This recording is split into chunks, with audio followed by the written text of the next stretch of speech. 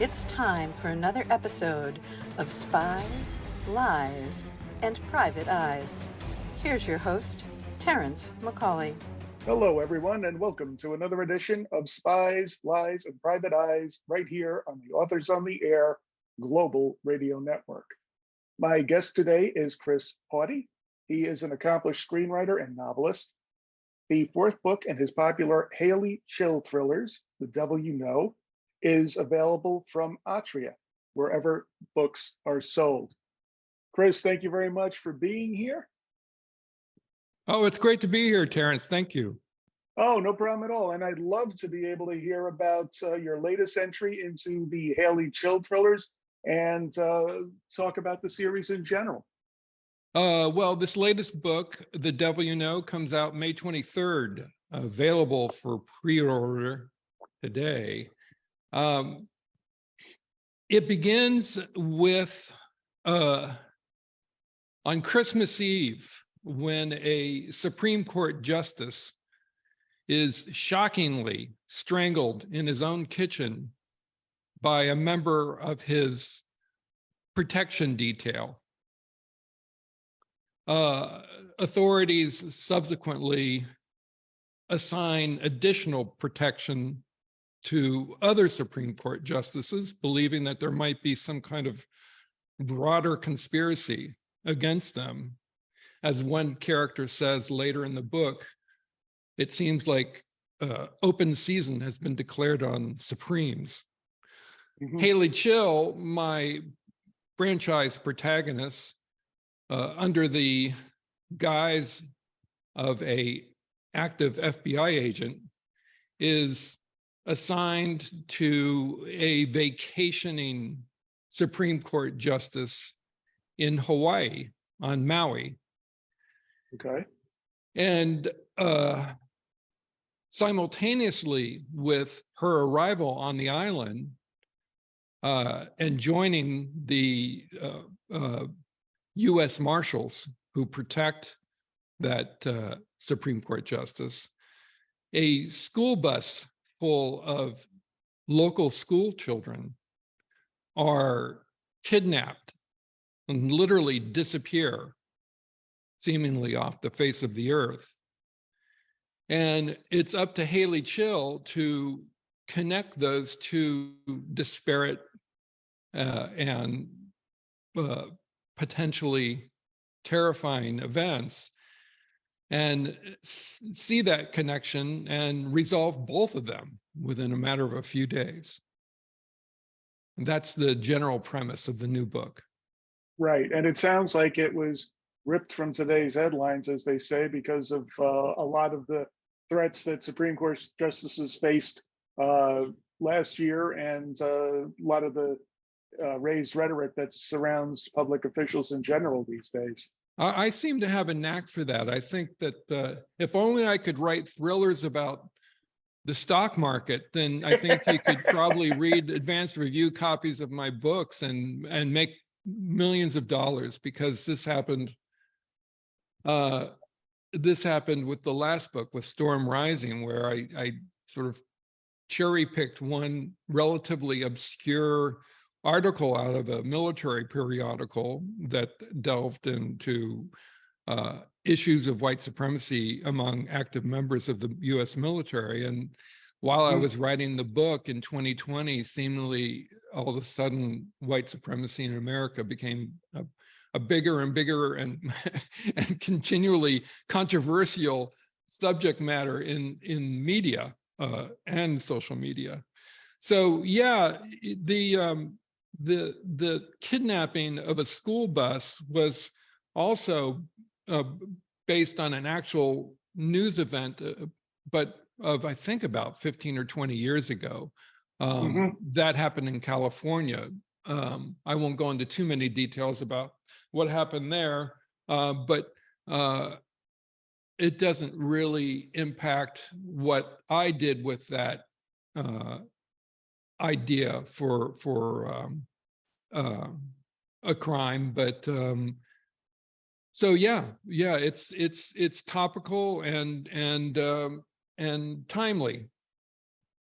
Right, and well told too, as this is the fourth book in the Haley Chill thrillers. It's funny, we were just talking about plot points and being ripped from today's headlines. I've got my own thriller series, and in it I talk about how Russian covert operators and Chinese covert operators from CCP get together and form their own cabal. And There you go. I can't tell you how many people told me that's ridiculous. You're being jingoistic. That won't happen. We've got China on our side, and I'm not Nostradamus. I just pay attention to things. That's really all it is. So I understand how you came up with that kind of a plot. And you're referring to the Putin's recent visit, or the Chinese president's recent visit to Moscow. I can't remember who visited who, but that's right. Yeah, exactly. I think if anything has been proven in the last, I don't know, I guess about 6 or 8 years, I think anything that we can dream up as thriller novelists, it can't hold a candle to actual events as they unfold in today's world. It's exactly right. I've gotten that on the technology front, and then in my last book, I had a North Korean intelligence operation in Koreatown in San Francisco, and a bunch of people said that's ridiculous. The FBI had never let that happen, and then we heard the Chinese had the same thing going on this year. So, it's just. And God knows I don't have any clearance. I barely have door clearance, much less any kind of security clearance. But it's you just pay attention to this stuff and they almost write themselves. Isn't that right? Yeah. In some ways, Terrence, I think it's helpful not to have clearance. I mean, yes, several of my friends, author friends, are former, fill in the blank, Navy SEALs, FBI agents, NSA or CIA employees, and they have to be much more circumspect about what they put into their books. You and I, on the other hand, don't know shit. So we can make it up. Yeah. And as long as we're still walking around, then I guess we've got something going. We haven't hit it too close to the mark. Yeah. Well, we're sort of like we're like a broken clock, man. Once a day, we're going to hit it, and not get in trouble. I know, right? Yeah. I know. And plus, no one can really. My second book revolved around the NSA, Savage Road, and so few people, the few people who know what actually goes on there, from the most mundane details to, obviously the programs and activities they're involved in. So few people have real awareness of that. Right. That the overwhelming majority, I mean, 99.5% of our possible readers can't possibly fact check us, so they just have to take it. If you're pretty good at faking it, then you're gonna be fine.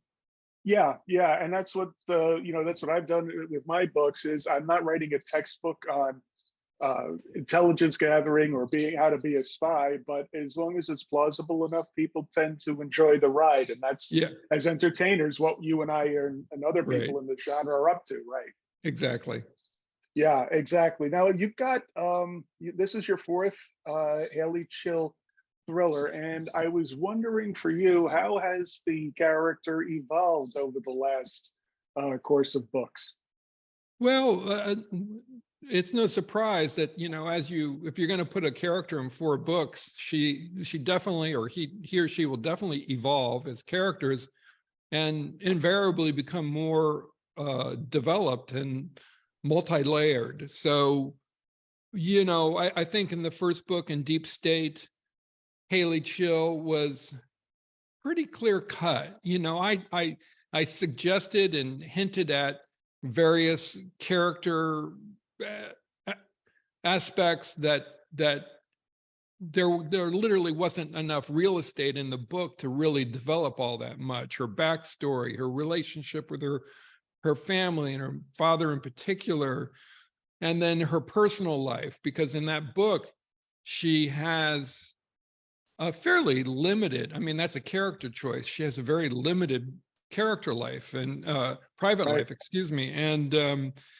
so as the books have come out, I've been spending more and more time with those aspects of her character. And in particular, in this latest book, The Devil You Know, if you have any familiarity with the series at all, you know that Haley Chill, she works hard and she plays pretty hard. She's and she does not have a lot of release from the high stress of her occupation, and she finds that release. She had been finding that release in drinking pretty hard, and then I hope this is allowed in your podcast. When she would be drinking pretty hard, the result would either, she would end up fighting someone or fucking someone or both. So by this fourth book, she's having to grapple with that issue in her personal life, her drinking, and it comes to a very dramatic head. And in prior books, that her drinking doesn't really affect her performance as an operative, but in this book, it does rather dramatically, and she takes the problem in hand and does something about it. Right, which makes her more relatable than just if she was a super soldier or a super cop who was immune to anything and did not give in to emotions, right? Yeah. I mean, I initially set out to try and create a character who would accomplish some big things and show some real abilities, but I also wanted to make her very much an every woman. I didn't want her to be some kind of movie action hero who did seem capable of anything.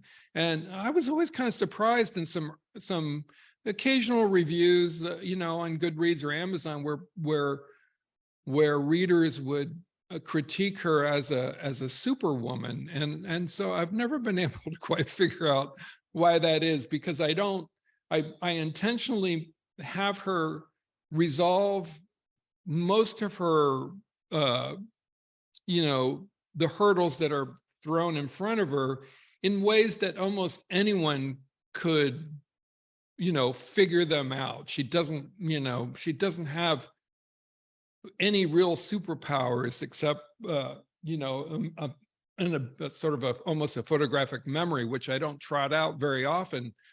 What really sets her apart, I think, is a very human persistence and relentlessness and a strong ideology. And those are all skills and abilities and attributes that I think practically anyone at any age can, and any gender can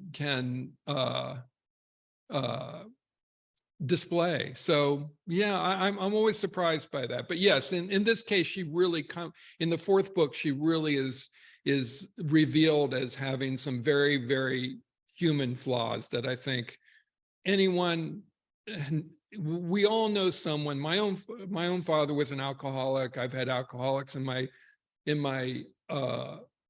immediate life. I'm not an alcoholic, but I just have to imagine every reader has someone that they can sort of relate this aspect of a character. And I took pains to get it right. I have a friend who's a recovered alcoholic, and she was very helpful in giving me advice and reading some of these passages. I really didn't want to screw that one up. Right. Yeah, and there's a certain authenticity that's required if you're going to dip into that part of the creating pool, and it sounds like you've done that with great care. It's not just a plot device. You certainly want to give it its most accurate presentation possible. Oh yeah. I mean, I learned early on, as a Hollywood screenwriter, you don't really have to get things right. You just kind of do the outlines, and then if the project moves into production, they might hire some experts or some specific writers to get those outlines filled in. And I learned it in Deep State in regards to weapons and guns, which I wasn't super familiar with. Right.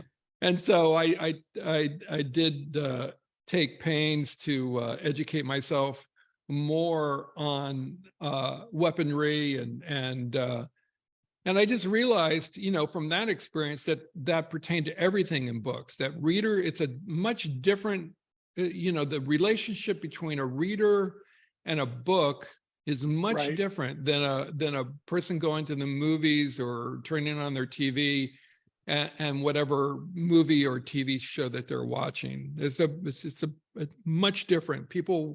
Readers really want that authenticity and that correctness. So I try and do that with every detail that I put into a book. I double check and make sure that I've got it right. Right. And I also, to your point, I think there's also more of a tactile relationship between people reading a book, whether it's on an e-reader, which they still have to hold, or it's a physical paper book that they hold. I think that's why they seem to have more of a relationship to something they've chosen to read rather than just something that they turn on the TV and, oh, they channel surf and, oh, this is on. It's more of a passive experience Yes. television than actual reading, right? Yeah, I think so. It's definitely you nailed it with the contrast of active and passive enjoyment, and also I think readers understand that a book is really written by one person. Mm-hmm. And any TV show, any movie that you see, and believe me, I've been in both worlds. I can certainly appreciate the difference. Is in film and TV, it's a collaborative effort that involves hundreds of people. I mean, sit through all the credits sometime and see how many people were involved in creating your favorite movie, and you'll get an idea. And not everyone. In fact, some of the most important decision makers in the creation of that TV show or movie aren't even listed on the credits. And I'm talking about, the studio executives, Right. and they're the ones who are helping shape that in a very dramatic way. So unlike books where, we, as authors, we have editors, but they're really there to help just kind of really sand down the burrs. And when a reader picks up a book, they're really inviting another person inside their head. And that's a Right. big deal, I think. That's right. And it's funny how people will seize on certain things. I know from my experience of writing Westerns, they, as you said earlier, you have to get the armaments right.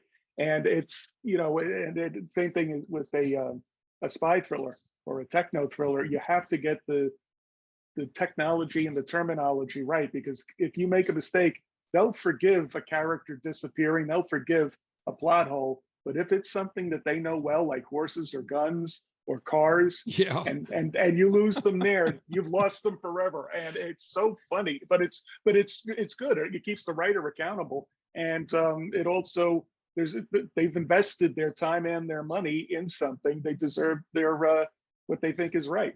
Yeah, I'm impressed that you write Westerns. I was reading, God, the name is escaping me, but he's a writer from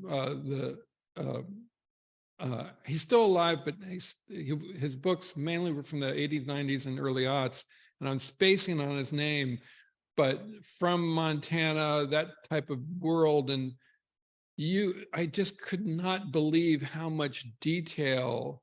It wasn't like a laundry list of detail that I think some authors might get into, where they just give you too much detail about that isn't necessary to the story, but it's the kind of detail that really does build atmosphere. Right. And I just realized that there's so much nomenclature and a deep understanding to get Westerns right that I'm impressed by that. The first mistake I made when I with Deep State, like I said, I was coming from the world of screenwriting and things didn't really matter. You just put gun or big gun or Right. loud gun in your screenplay, and then the armor that they would hire for the production would like figure out exactly which big gun, what brand, and or model, etc. And but I had chosen to specify, I think it was a TSA guy or maybe just a policeman at an airport, and characters trying to escape the country, and I described the cop pulling a Glock, which the bad guy was able to get his hands on, and I think I wrote something like, oh, someone said something, or I describe it as not to worry, the safety is on. and, Oh yeah. and like at the time I knew nothing about guns and didn't know to double check anyway. And Yeah. My editor, Emily Bessler, gave the manuscript to Jack Carr to blurb, and he was the one who kindly and generously alerted Emily to tell me that Glocks don't have safeties. Yeah. But then interestingly, Terrence, I heard from another super fan, and I believe author, had also received a copy of the ARC and brought that up with me. I've heard it from a few different people, but he was a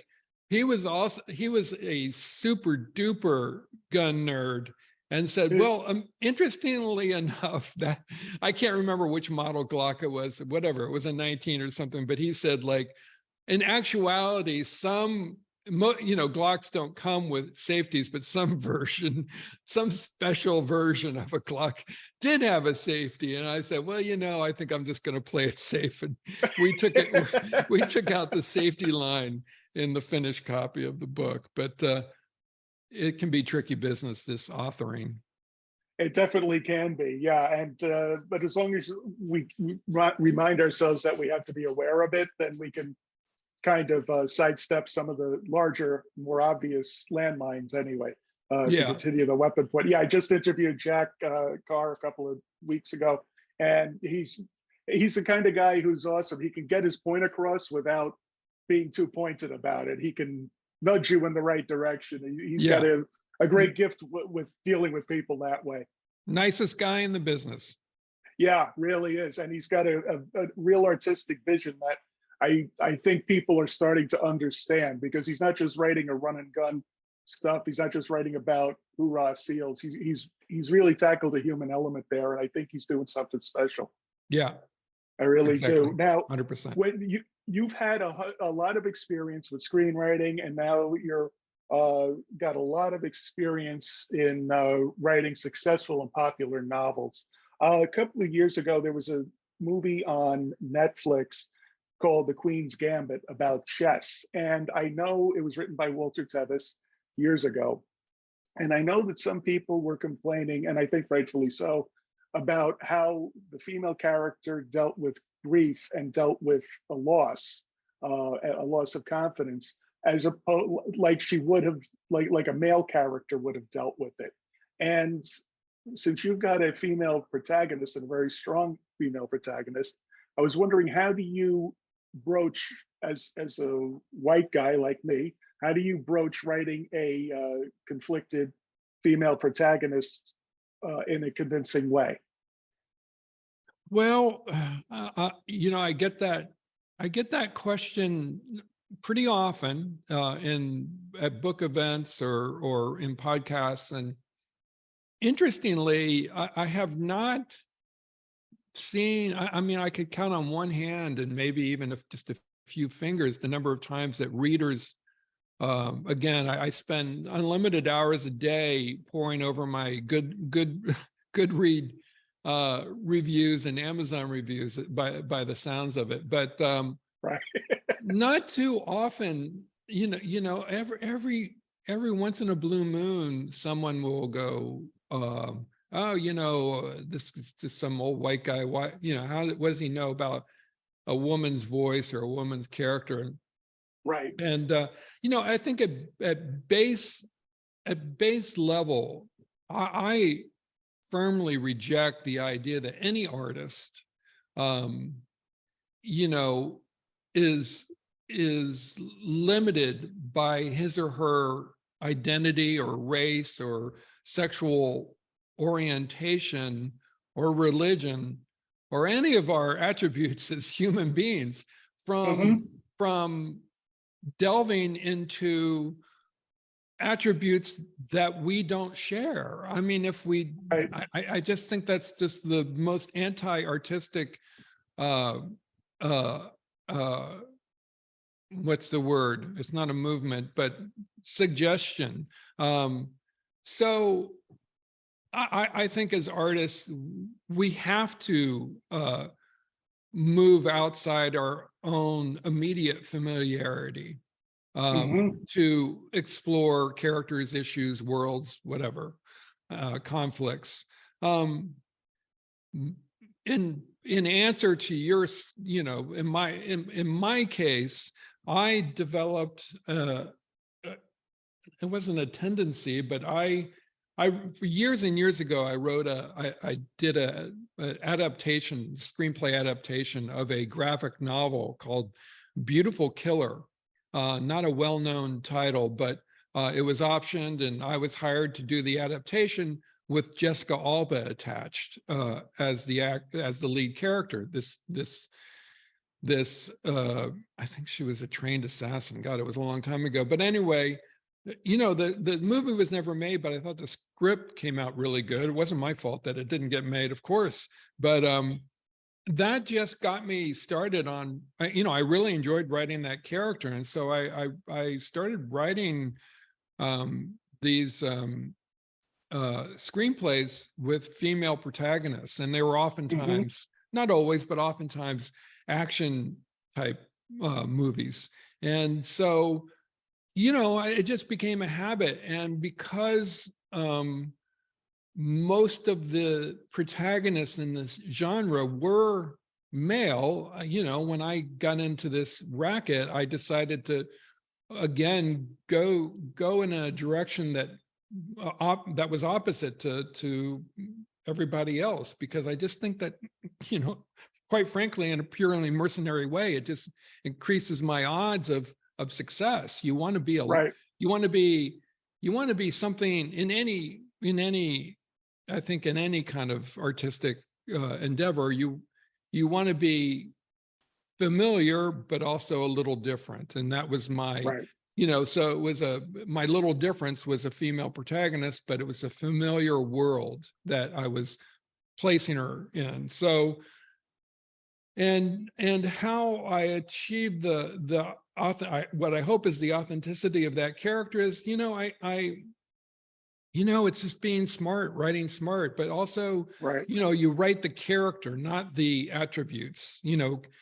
Character is not attributes. It's how you might come up with attributes: female, hard drinking, former military. Those are all attributes. But as you create the character and develop it, and the character evolves in a book or a series of books, then it just becomes, the character becomes, it's his or her own person, and you're off and running. So it's, it takes time and a little bit of smarts and just taking care with how you're writing. If that makes sense. I agree. Oh, it makes perfect sense, and it's a question that I only ask because I hear it a lot from different groups when they ask, well, how can you write about this character if you're not like this character? And as someone who's included, gay people in his spy thrillers and African Americans and Latin Americans in his Westerns, I can tell you that it first starts off with having an entertaining story and then having a plot that is plausible and that you put the work in. If you just make the stereotypes, or you take a male character and stick a high ponytail on her and she does the same things as a male character, that's pandering and that's not good writing. But Right. when you put the kind of work into it that you have and other writers who write against, their not outside their own gender or their own sexual preferences do, it really shows in the finished product.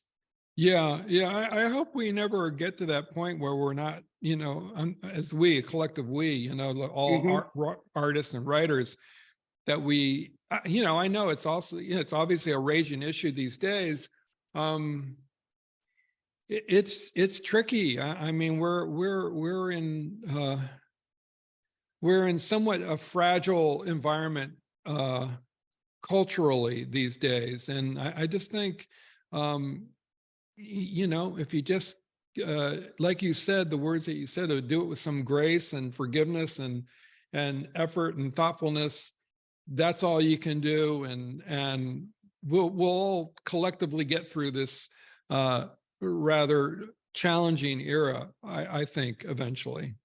I think so. Yeah. I mean, a lot of the change that's happened over the last 5 years, in my opinion, is brand new, and people have got to get used to it. There's a difference between getting it wrong and fighting against it. And I haven't seen too many authors in our genre anyway, fighting against it. I think you have to just assume everybody's trying to do their best. And when you see them fall short, you just kind of call them out on it and say, hey, maybe next time you could change this, and give people the benefit of the doubt instead of piling on. Yeah, it's interesting. I have been heartened by the fact that our genre does seem to be pretty supportive and collaborative. Unlike, there are, and I don't know too much about, the exact goings on in some of the other genres. I know in YA, it gets pretty crazy, and some others where, people do, just like you said, they'll other authors and super fans will pile on a particular author for some infraction, and man, it looks it looks really unruly. But coming from the world of screenwriting, I was just blown away by the amount of support and the welcoming atmosphere of other authors and fans in the thriller genre. So I really consider ourselves very fortunate in that regard. Yeah, and it's definitely an adaptable genre. They when they finally understood what the problem was, I think they're always taking steps to address it, and I think they're going to continue in the future. And it's very heartening to see. Yeah, absolutely. It really is. Well, this book looks like it's going to be every bit as successful and popular as the other three that came before it. What's next for you in the Haley Chill realm, or beyond Haley Chill? Well, that right now is sort of top secret. I'm Okay. just cooking something up, and there is definitely more Haley Chill coming in the future, but more immediately, it's a closely guarded secret that I won't devolve. I won't reveal Disclose. here. Yeah. Right. Well, as on a podcast such as this, we understand all about top secret and important and closely held information. There's no problem with that. You couldn't waterboard it out of me, Terrence. Well, maybe you could. Well, we never know. It all depends. It all depends. How can people keep following you and your progress on the internet, social media, places like that? Oh, I'm on all the likely suspects, and the handles are all, some version of Chris Hauty, and with an @ sign somewhere in there. So easily found. But Instagram, Twitter, and Facebook. I am not doing the TikTok yet, because we all know it's a Chinese attempt to worm their way into our collective national psyche. Yeah, the Chinese Communist Party is a big part of that technology, and plus also too, I guess some people have had success selling books on TikTok, but it just seems like it's a different medium that probably has moved past me and probably that's you as well. Who There's who nothing has wrong the with that. time? Honestly, it's enough keeping up with three, but yeah, I know. I think most of our readership is probably not on TikTok, is my guess. Right, probably not. Yeah, I don't see. I don't see them on TikTok, but who knows? Maybe that'll change in the Yeah, future. yeah. Anyway, Chris, thank you so much for being here. We really appreciate the time you took to speak to the audience. Absolutely, Terrence. So it was great being on with you and having this conversation. It was. Thank you very much, my friend. Ladies and gentlemen, this has been yet another edition of Spies, Lies, and Private Eyes, right here on the Authors on the Air Global Radio Network. And don't forget that if you're looking for your next big thrill, take a look at bestthhrillerbooks.com for the best giveaways and reviews in the business. Thanks a lot, everybody. We'll see you soon. You have been listening to Spies, Lies, and Private Eyes with host Terrence McCauley on Authors on the Air Global Radio Network.